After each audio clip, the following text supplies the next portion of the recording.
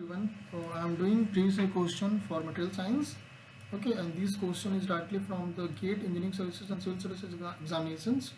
Okay, so I have completed a few. I have already completed a few lectures based on this. If you are new in this channel, please watch those videos also. This is about myself. Okay, so let's start today's. Fine. Okay, so the first question is related to the assertion reason. Okay, so let's read that.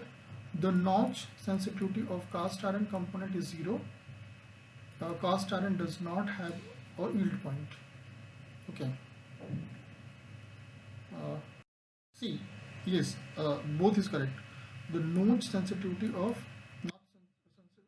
cast iron component is 0. Yes, and the cast iron does not have yield point. Yes, इसका yield point नहीं होता है, ये fracture हो जाता है. Okay, so and it don't have your notch sensitivity. अगर इसको मान लो जब yield point है ही नहीं तो ये चीज़ कहाँ से होगा, notch sensitivity होगी ही नहीं. Okay, so that's why this is the correct explanation also. Okay, so that's why its answer is A. Okay, assertion reason का आपको आंसर पता होगा कैसे होता है, वो मैं बार बार नहीं बताऊंगा. आप पिछले वीडियोस देखे होंगे तो आपको इसको पता होगा इसका आंसर कैसे लिखते हैं. एनीवे पेपर में वो देगा ऑप्शन. ओके, बस मैं आपको शॉर्ट में बता देता हूँ. ये दोनों करेक्ट होंगे, करेक्ट एक्सप्लेनेशन होगा. दोनों करेक्ट होंगे, करेक्ट एक्सप्लेनेशन नहीं होगा. ये करेक्ट होगा, ये रॉन्ग होगा. तो सी ये रॉन्ग होगा और ए रॉन्ग होगा. सी और आर करेक्ट होगा तो इट इज डी. ओके, ए तो पता चल गया आपको, और अगर करेक्ट एक्सप्लेनेशन नहीं है तो बी होगा. फाइन. सो ये इस तरीके से 4 ऑप्शन इसमें बनता है. Okay, next question. Consider the following statements addition of silicon in cast iron. Okay, तो अगर कास्ट में सिलिकॉन ऐड करते हैं तो क्या होगा. Okay, promotes graphite module formation, promote graphite flake formation, increases the fluidity of molten metal, improves the ductility of cast iron. So it is actually promote the graphite flake formation and increases the fluidity of molten metal. Okay, promote graphite module formation wrong, improve ductility of cast iron, ये भी wrong. Okay, so it is answer is B. Next question. Okay, देखिए इसमें carbon range और material range. इधर material के नाम दिए हुए, कार्बन रेंज पूछ रहा है. ये देखिए एकदम कार्बन डायग्राम अगर आपको पता है तो आप इजीली इस क्वेश्चन को कर सकते हो. तो अदरवाइज आप कुछ भी कर लो, नहीं कर सकते हो. ओके, तो please read the iron carbon diagram. Hypereutectoid steel, hypereutectoid steel, hypereutectic steel, hypereutectoid steel. Okay, so we have to match with this and this. Okay, see that. देखिए हाइपोयूटेक्टॉइड स्टील में क्या होता है, it is matching with 4.0082 to 0.8% carbon होता है. Okay, hypereutectoid steel में okay it is 0.8 to 2. और you know हाइपोयूटेक्टिक से यूटेक्टिक में इट इज 2 to 4.3%. और फिर लास्ट वाला जो बचा हाइपर यूटेक्टिक कास्ट आयरन से 4.3 to 6.7%. ओके, तो देखिए इसमें एक्चुअली में उल्टा चल रहा है. इसमें आप ऐसे नीचे आओ और इसमें आप ऐसे ऊपर जाओ, रिवर्स चल रहा है ये. ओके, सो ए फोर्थ से मैच कर रहा है, बी थर्ड से मैच कर रहा है, सी जो है सेकंड से मैच कर रहा है, 4 जो है फर्स्ट से मैच कर रहा है. Okay, so it is 4 3 2 1. so its answer is A. Next, an iron carbon binary alloy has 0.5% carbon by weight. What is this alloy called? Okay, iron carbon diagram, binary alloy has 0.5% carbon by weight. What is this alloy called? Okay, तो 5% carbon है iron carbon alloy में, binary alloy में. तो पूछ रहा है कौन सा एलॉय होगा ये. Eutectic alloy, hypereutectoid alloy, hypereutectoid alloy. Okay, तो आप इसको जो इससे पिछले वाला क्वेश्चन था वहां से जाके आप मैच करा सकते हो. Okay, you can answer easily this question. वहीं से, मतलब वहीं से नहीं है. Okay, it is actually see hypoeutectoid. अब जाके देख लेना उसमें रेंज 0.5% उसी वाले में आएगा, हाइपरयूटेक्टॉइड एलॉय वाले में. Okay, next question. The reaction occurs eight, ये देखिए फिर से क्वेश्चन रिपीट हो रहा है, 600 degree centigrade, 723 degree centigrade, 1147 degree centigrade, 1493 degree centigrade is actually 1493 degree centigrade. Okay, it is eutectoid बोल रहा है, यूटेक्टिक नहीं बोल रहा है. अंडरस्टूड?